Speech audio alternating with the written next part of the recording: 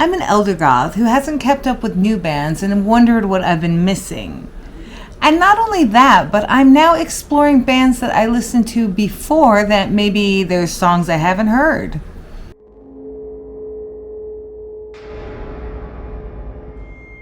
Back in the day, I even sang in bands, so music is truly my life. So being able to experience these bands and listen to them alongside you guys is just fabulous. So today is another Elder Goth's first reaction to a song. And this song actually is not a newer song. It came out in 1996 and it's by the band London After Midnight. Now, I remember London After Midnight back when I was first discovering goth music. So today is another Elder Goth's first reaction to a song. And this song actually is not a newer song.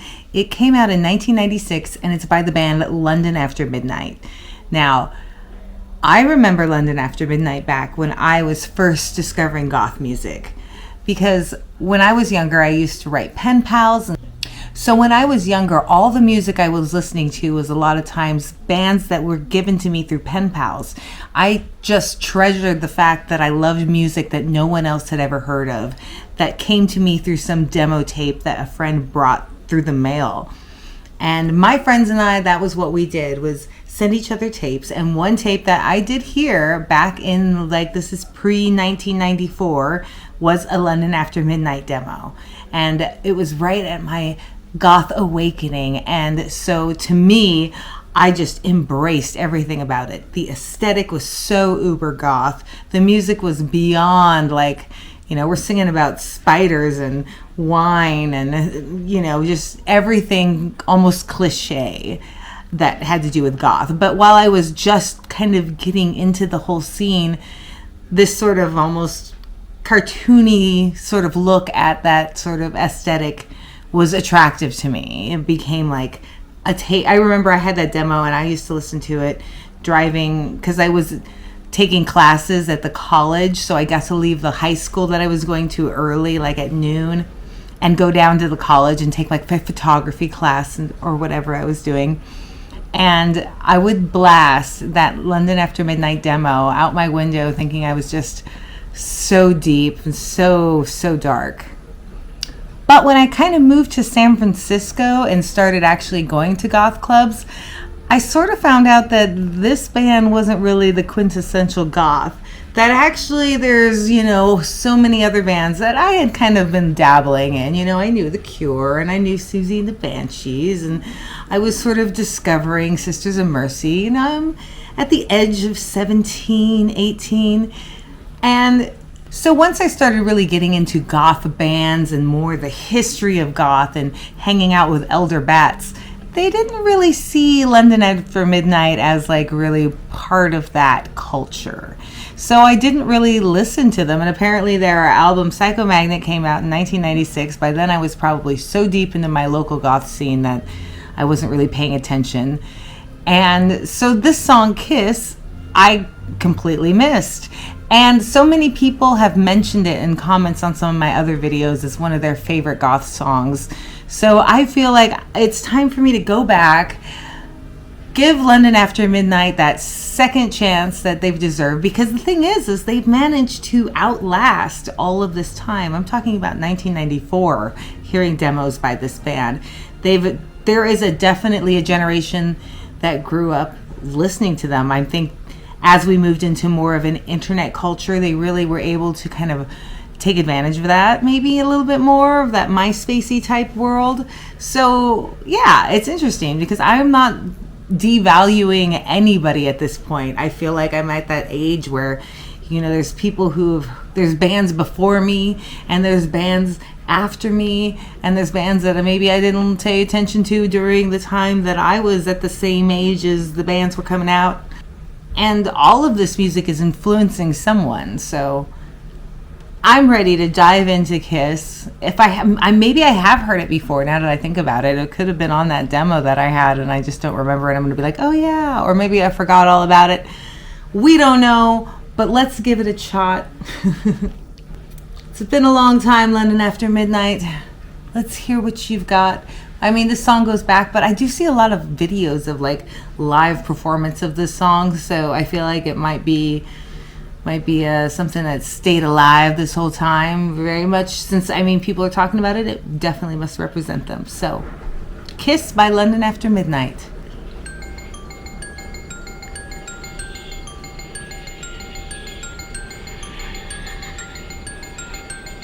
Do I need 2 plugs for this?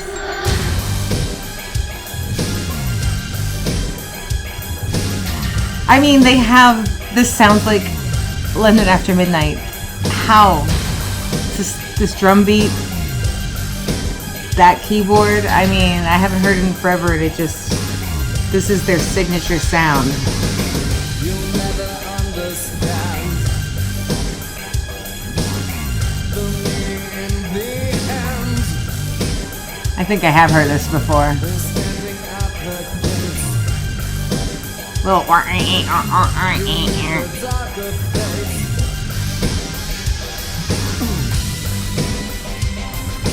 lots of keyboards in this band.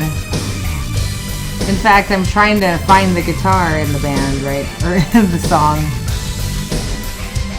It's a lot of electronic-y. Is this more electronic than it originally was? I don't know. Alright, another verse. Did this song play at clubs ever? I never heard it in LA, and I went to LA clubs a lot. I don't remember ever hearing London After Midnight. Did it ever become accessible?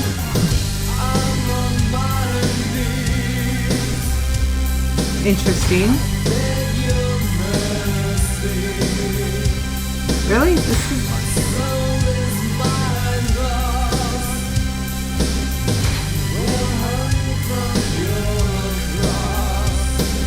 well, okay. Okay, now I remember this chorus. Like I said, I've never heard any of these songs ever played in a goth club, but I could totally see myself dancing to this. This is one of those songs where you stomp across the whole dance floor, you know, and you're just like, get out of my fucking way, I'm dancing. I mean, this chorus is kind of poppin'. But that pre-chorus right before we got here, I felt like we were like, it's gonna get in there. Like they knew they had something good coming, but... I mean, this is fun, right? And I don't know, like, has this band become a club classic? I wouldn't, if I heard this song, ooh, really 9 Inch Nailsy going on. I feel like they decided to go more 9 Inch Nailsy when they, Nailsy by the way. Am I right? Do you feel it? It's like a total 9 Inch Nails. This part. I don't know. I feel like the bridge was like, okay, we need a bridge. Let's make this happen. But then we go back to the chorus. I'm ready to prance across the dance floor now. Alright. But I mean, are elders laughing at me for dancing to this? Is this cool? Do we like London After Midnight? Do they count? Has anyone played them? I keep asking that.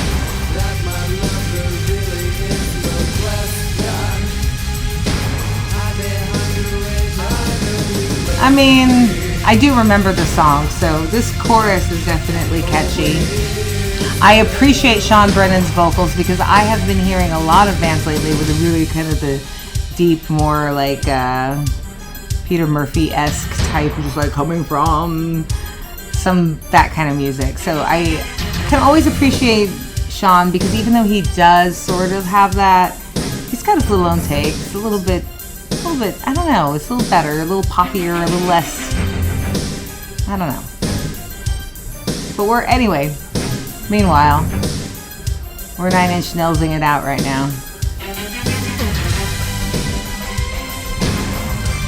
You're giving us the whole dance floor time. Come on. Now I'm just a little bit like, this is a little too 9 Inch Nailsy.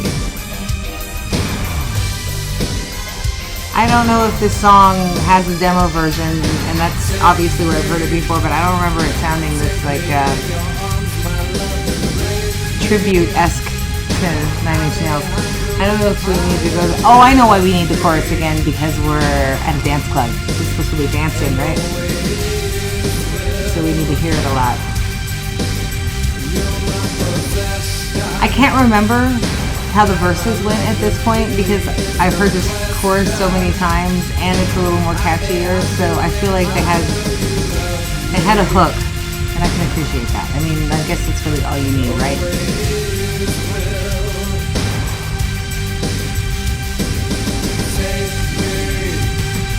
Let's go. Oh. Boom, boom, boom, boom. Yeah.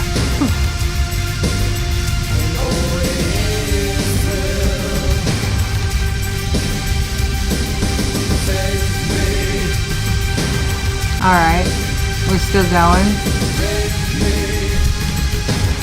Oh my God, no wonder I know this chorus. If I heard it before and they went through it so many times. This song's just ready for a remix, right? I'm sure there already are 1,000 remixes of it, but oh, ooh, all right. There it is, London After Midnight Kiss. I do remember that song, but I don't remember it sounding like 9 Inch Nails as much as it did right now. So, there's that. I mean, I'd like to think that London After Midnight sounds like London After Midnight, and that's what makes them so memorable and wonderful. And I love the fact that time has passed enough that they have just been really, I guess, accepted into goth music as part of goth music. So anyway, I hope you enjoyed that. And yeah, I had 1,000 questions during the song. I'm sorry. I had too many questions. 1, is this band considered a goth classic band? 2, have you heard this band played at a club? 3, have you danced to it? Do you want to dance to it? 4, what band should I do next? What song by London After Midnight? Are there like newer ones that I'm not familiar with? I'd like to hear something. I'd like to know what I'm missing. And of course, let me know other bands that I should be checking out and listening to and expanding my goth knowledge, because I love all kinds of music. I listen to Exotica and I love lounge and I listen to Visual K, and we love our new wave and we love our industrial and we love all of the musics. We even love our little country, you know, like outlaw country. But yeah, what's going on in goth? Thank you so much for watching. Again, I have other reaction videos to bands that I love, bands that I've never heard, bands that I want you to know about. So please check them out and come with me on a musical adventure. And if you do like 90s nostalgia, goth culture, this is your place. I am your people. Check out my links in my descriptions and I will see you on the dance floor.